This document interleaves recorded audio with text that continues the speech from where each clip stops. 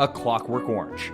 Our journey into cinematic taboo begins in a dystopian future, where classical music masks a brutal reality. This is A Clockwork Orange, the 1971 masterpiece from visionary director Stanley Kubrick.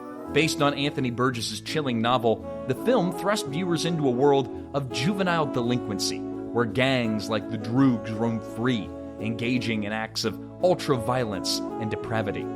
The film's unflinching portrayal of psychological torture shocked audiences.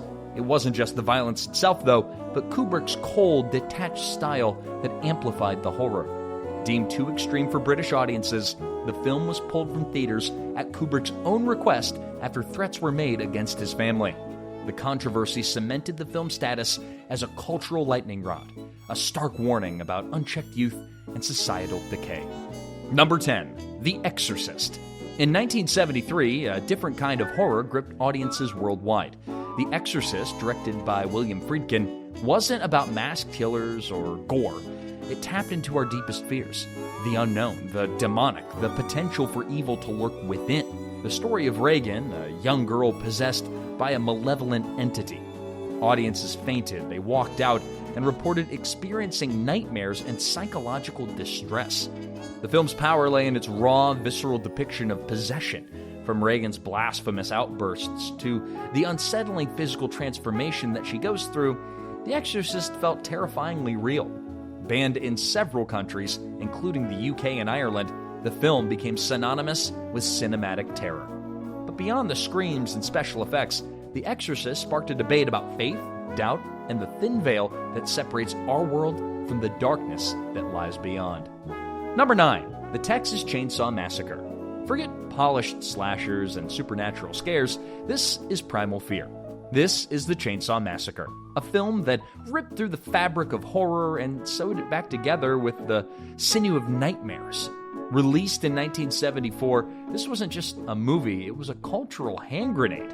The grainy documentary-style filmmaking, the sweltering Texas heat, and those relentless chainsaw roars created an atmosphere that was so palpably terrifying that audiences felt like they were trapped in that farmhouse with Leatherface and his cannibalistic family. Countries all around the world, from the UK to Australia, slammed the door shut on this cinematic storm. It was too violent and too disturbing, they said. But like trying to bury a viper, banning the Texas Chainsaw Massacre only ensured that it would resurface with a vengeance. It became a whispered legend, a rite of passage for horror fans seeking the most extreme experiences. This was more than just gore. This was social commentary disguised as a nightmare. A film that held a mirror to our darkest impulses and dared us to look away. Number 8. The Last Temptation of Christ. Religion and cinema have always walked a tightrope, but few films have ignited such a firestorm as Martin Scorsese's The Last Temptation of Christ. This wasn't a biblical epic, it was a scalpel aimed at the very heart of faith, dissecting the humanity of Jesus with a boldness that shook the world. Imagine the Son of God not as an untouchable deity, but as a man grappling with doubt, fear, and the weight of his supposed destiny. That's the emotional minefield that Scorsese dared to explore, and for many, it was sacrilege. From the streets of Greece to the heart of America, protests erupted. Theaters were picketed, boycotts were organized, and death threats were hurled at Scorsese like stones. The film was deemed blasphemous, a dangerous perversion of sacred scripture, but beneath the outrage lay a profound question. Can we truly understand the divine without acknowledging the human? The Last Temptation of Christ dared to ask that question, and the world responded with fury, fear, and a debate that continues to rage even today. Number 7. Monty Python's Life of Brian. If The Last Temptation of Christ was a scalpel, then Monty Python's Life of Brian was a comedic hand grenade lobbed into the hallowed halls of organized religion. This was satire at its sharpest, skewering dogma, blind faith, and the absurdities of religious fervor with gleeful abandon. Imagine being born on the same day as Jesus, being mistaken for the Messiah and chased by adoring crowds while just trying to live a normal life. That's Brian Cohen's predicament. And through his farcical journey, Monty Python lampooned everything from Roman bureaucracy to the splintering of religious movements into increasingly ridiculous factions. The film's humor was not just a series of gags, it was a pointed critique of the way religious and political institutions operate. The outrage was swift and predictable. Religious groups clutched their pearls, cried blasphemy, and demanded the film be banned. From the quiet streets of Norway to the Emerald Isle, Life of Brian was deemed too dangerous, too subversive for the masses to handle. The film was banned in several countries, and in others it faced severe restrictions. But laughter, like truth, has a way of finding a way. This film became a cult classic, celebrated for its audacious wit and its refusal to back down in the face of censorship. Life of Brian reminded us that sometimes the best way to confront dogma is with a well-aimed joke and a song about looking on the bright side of life. The film's legacy endures not just as a piece of entertainment, but as a bold statement on the power of comedy to challenge the status quo. Monty Python's Life of Brian continues to be a touchstone for those who believe in the importance of questioning authority and finding humor in the most unexpected places. It stands as a testament to the enduring power of satire and the resilience of free expression. Number 6. Cannibal Holocaust. Cannibal Holocaust, directed by Ruggero Deodato, stands as a stark example of cinema that just dares to tread where few others would. Released in 1980, Cannibal Holocaust is infamous for its graphic violence, its unflinching portrayal of brutality, and the controversy that erupted upon its release. The film's notoriety has only grown over the years, cementing its place in the annals of controversial cinema. Banned in over 50 countries, the film follows a documentary crew into the Amazon rainforest, where they encounter tribes engaged in the act of ritualistic cannibalism. The narrative is as harrowing as it is compelling, drawing viewers into a world that feels both alien but disturbingly familiar. The film's realism, fueled by Deodato's decision to shoot on location with real indigenous tribes, blurred the lines between fiction and reality, leaving audiences questioning what they were truly watching. This blurring of boundaries was not just a stylistic choice, but a deliberate attempt to provoke and unsettle. Was Cannibal Holocaust intended as a commentary on the exploitation of indigenous cultures, as some have argued? Or was it a critique of the media's sensationalism and the lengths to which filmmakers will go to capture shocking footage?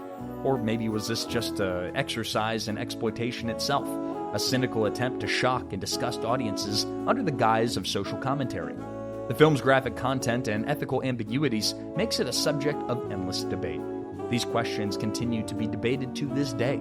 Critics and audiences alike grapple with the film's intentions and its impact, making it a perennial topic of discussion in film studies and beyond. But one thing's for certain, however, Cannibal Holocaust is a film that stays with you long after the credits roll, a haunting reminder of the darkness that lies at the heart of humanity.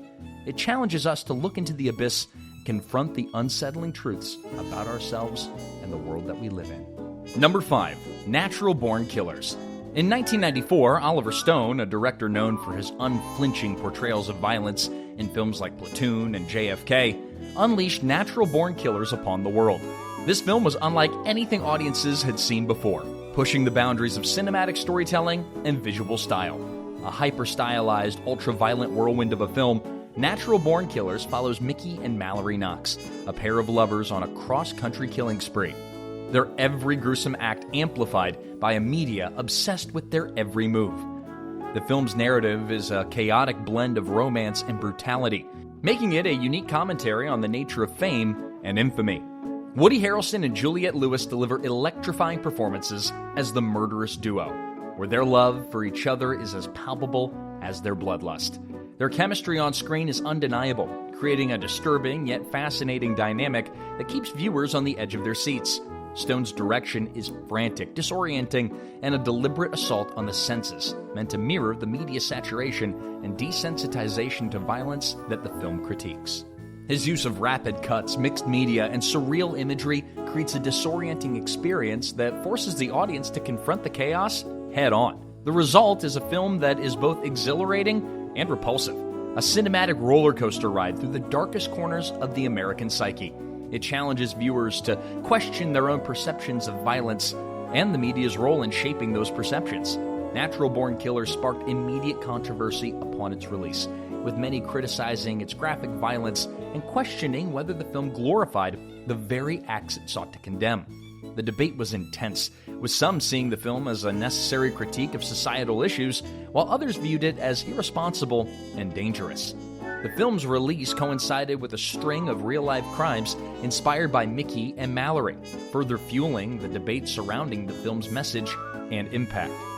These incidents raised serious questions about the influence of media on behavior and the responsibility of filmmakers. Was Natural Born Killers a dangerous incitement to violence or a necessary critique of America's obsession with violence and fame? The film's polarizing nature ensured that it remained a topic of heated discussion among critics, scholars, and audiences alike. The answer, like the film itself, is far from simple. Natural Born Killers remains a provocative piece of cinema that continues to challenge and disturb, leaving viewers to grapple with its complex themes and the uncomfortable truths it reveals about society. Number 4. The Interview. In the realm of banned films, few stories are as bizarre or as politically charged as that of The Interview. This 2014 comedy, directed by Seth Rogen and Evan Goldberg, found itself at the center of an international incident, a testament to the power of film to provoke, offend, and even incite fear on a global scale. The Interview stars Rogen and James Franco as a pair of celebrity journalists tasked with assassinating North Korean leader Kim Jong-un. While the film's premise is inherently absurd, its satirical jabs at the North Korean regime struck a nerve, triggering a chain of events that would catapult the film from comedic oddity to international news. Following threats of retaliation from North Korea, major theater chains refused to screen the film, leading Sony Pictures to initially cancel its release. The decision sparked outrage, with many accusing Sony of caving to terrorist threats and jeopardizing freedom of expression. In an unprecedented turn of events, the film was eventually released online and in select theaters, becoming an unexpected symbol of defiance against censorship and a testament to the power of satire in the face of oppression. Number 3. Salò, or The 120 Days of Sodom. It's a tough one. Even for a channel dedicated to pushing the boundaries of what we talk about, this film, it exists just on a different plane. Pier Paolo Pasolini's Salò, or The 120 Days of Sodom, is less a movie and more of a descent into the abyss. Banned in over 50 countries, and for good reason, Salò is not your typical horror film. It doesn't rely on jump scares or supernatural chills. It terrifies you with the banality of evil, the casual cruelty inflicted by those in power upon the powerless. The film's depiction of utter degradation is certainly not for the faint of heart. Some argue it's a masterpiece, a brutal allegory for the corrupting influence of power. Others, they say it's exploitative and indefensible. Whatever side you land on, Salò is a film that always stays with you, a harrowing reminder of the darkness humanity is capable of. Number 2, The Evil Dead. We're knee-deep now. The bans we've covered so far, controversial as the films may even be today, feel almost quaint compared to what we're about to unpack. But before we're fully descended into madness, let's talk about a film that revels in a very specific brand of madness. Sam Raimi's The Evil Dead is a film that needs no introduction, at least not among horror fans. Released in 1981, it was practically drenched in blood and viscera. More than just a gore fest, though, The Evil Dead introduced the world to Bruce Campbell and a uniquely unhinged visual style that would become Raimi's trademark. But for all its influence, it was the sheer brutality, the unrelenting bleak atmosphere that caught the attention of censors. Iceland, West Germany, these countries, among others, just weren't ready for The Evil Dead. And honestly, who can blame them? The film is a masterclass in low-budget horror, but it's not for the faint of heart. But if you want to talk about pushing boundaries, about a film that's less about being banned and more about being a deliberate provocation, let's take a look at number 1. Number 1, Pink Flamingos. We need to talk about John Waters' Pink Flamingos, released in 1972. It's less a film and more a dare to watch it all the way through, a dare to stomach its parade of bizarre characters and depraved acts. It's a film that's difficult to discuss without risking your lunch. A film that revels in the grotesque and practically weaponizes good taste. And it found its audience, not in spite of its notoriety, but because of it. But why was this film banned? Well, simply put, Pink Flamingos crossed every conceivable line of decency at the time. It featured scenes so shocking, just so utterly revolting, that it left censors scrambling to pull it from theaters. From graphic depictions of sexuality to its infamous final scene that pushed the boundaries of what could be shown on screen, the film was a deliberate affront to the establishment. It was banned in multiple countries for obscenity, but in doing so, it solidified its status as a cult classic, drawing in viewers who wanted to see just how far it would go. If you enjoyed this exploration into banned movies, be sure to check out our deep dive into every iconic movie location in New York, revealed in 13 minutes or less. Hit that subscribe button and ring the bell to stay up to date with our latest content. Let's dive in.